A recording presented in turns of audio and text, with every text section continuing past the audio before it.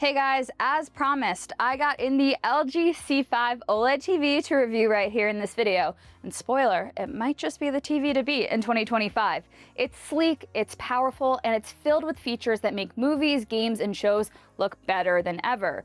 But is it worth the $2,700 price tag for this 65-inch OLED? Let's break it down. So usually I bury performance for a little bit later on in TV videos, but I'm just gonna come right out and say that the picture quality on the LG C5 is really exceptional. So OLED has always meant deep blacks and rich contrast, but the trade-off used to be lower brightness. That has completely changed. If you've seen any of our videos lately, we've talked a lot about this, but the LG C5 is brighter than ever. In fact, it easily beats last year's C4 in both SDR and HDR brightness. I'll throw those comparisons right here up on the screen so you can check it out. Likely thanks to upgrades to the brightness booster tech and the new AI-powered processor, the C5 hits over 1100 nits in HDR. That means everything from Dune Part 2 to Spider-Man Across the Spider-Verse pops with vivid color and sharp detail.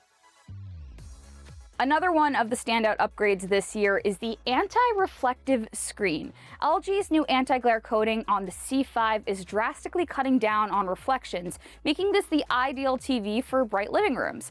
You guys have seen me talk about glare-free and anti-reflective display treatments a lot here recently. I think Samsung can still be credited with making it more of a mainstream desired premium TV treat, but you can't really blame the competition for taking notes. Although we cannot replicate it in the studio, even in the midday sun, expect to get deep contrast and rich colors without those annoying reflections killing the vibe. It's a massive quality of life improvement, and although it's never going to surpass LG's G series OLEDs or flagship level mini LED TVs in terms of how it looks in ambient lighting, this is easily the best the C series has ever looked.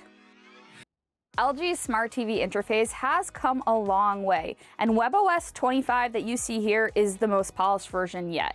It's fast, it's customizable, packed with all of the streaming apps, loaded with features from LG channels to AirPlay, Google Cast, and even Matter smart home support.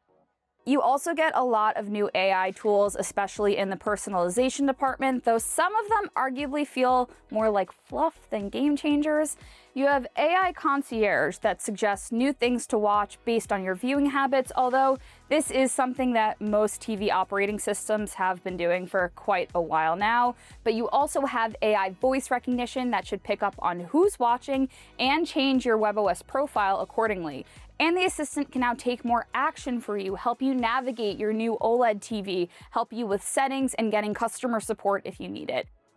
Open Amazon Prime Video app. Okay, I'll go to Prime Video app. I do think that this is a lot of things people will skip past. I don't know that we need AI branded everything, but WebOS is still one of the best overall TV software platforms out there right now. I don't always talk about gaming in my TV reviews, but the LG C5 definitely deserves a little shout out. This TV is stacked with features for gamers like HDMI 2.1 across all 4 ports, a 144Hz variable refresh rate, low input lag, and a game optimizer mode. A few members of my team have been checking this out across their consoles of choice, and we've all found that the C5 is delivering buttery smooth gameplay, whether you're on a PS5, Xbox, or PC. Lag clocks in under 10 milliseconds, which is basically instant. Plus, you've got access to a dedicated game bar for on-the-fly adjustments. In other words, the C5 is a great pick for a gaming monitor, and even more so since it comes in a lot smaller sizes than this, all the way down to 42 inches, though I gotta clarify that the 42 and 48-inch sizes of the C5 don't have the anti-glare screen or the brightness boosters I've mentioned earlier, but that really shouldn't interfere if this is used in a typical darkroom gaming setup. Before we talk about the downsides of the C5, I want to give a quick thanks to any returning viewers, but for those of you who are new here, I really appreciate you checking this review out. Let me know in the comments what you think of the C5 so far. Now for what I didn't like about the C5, and this is going to be more of a rapid fire list because I really did have to nitpick.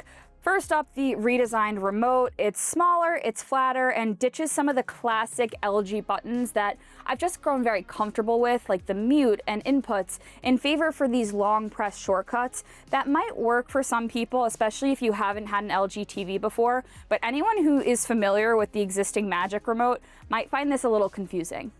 Second, this TV does not support HDR10, which may matter if you're into watching specific content on platforms like Amazon Prime Video.